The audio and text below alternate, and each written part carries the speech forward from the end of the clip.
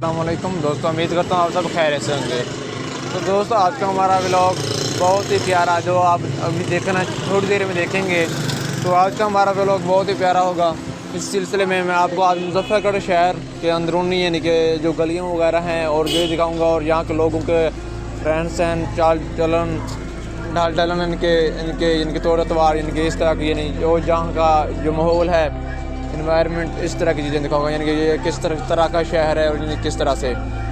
तो ये चलिए आपको दिखाते हैं आपके वीडियो के नेक्स्ट हिस्से में। तो ये जैसा कि आप देख सकते हैं, ये मुजफ्फरगढ़ शाजमहल शहर के बाहर की जानिब मैं इस वक्त खड़ा हूँ। इस जगह पे ये उसी जगह का आपको दिखा रहा हूँ, जैसा कि आप देख सकते हैं। यानी कि ये जो शाजमहल के सेंटर से, यानी आप क्या कह सकते हैं, इसे नाला यानी छोटी नहर, ये वो है जिस तरह आप देख सकते हैं। यानी ये सामने पीपल पार्टी के इश्तिहार वगैरह लगे हुए हैं, लेकिन यहाँ से पीपल पार्टी ने मार्जिन नहीं किया। यहाँ से नून लीग ने भारी अक्सरियत के साथ नीली शाम को, लेकिन यहाँ से PTI का था, लेकिन सुबह के वक्त यहाँ से नून लीग जीत चुकी थी। ये वो शहर है शाजमहल।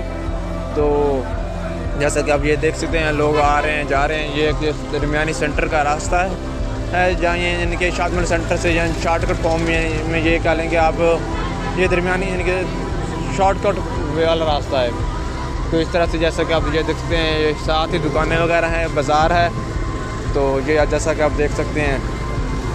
तो दोस्तों, उम्मीद करता हूँ आज का आपको अगर हमारा व्लॉग पसंद आया होगा। अगर आप नए तो हमारे चैनल को लाइक और सब्सक्राइब लाजमी कर लीजिएगा। जी, जैसा कि आप देख सकते हैं, यहाँ कबूतर, बहुत प्यारे प्यारे कबूतर भी हैं। ये सामने मछली फरोश वाले की एक शॉप है। तो इसी पे आज का हम अपना व्लॉग एंड करते हैं। इंशाल्लाह मिलते हैं नेक्स्ट वीडियो में। अल्लाह हाफिज़।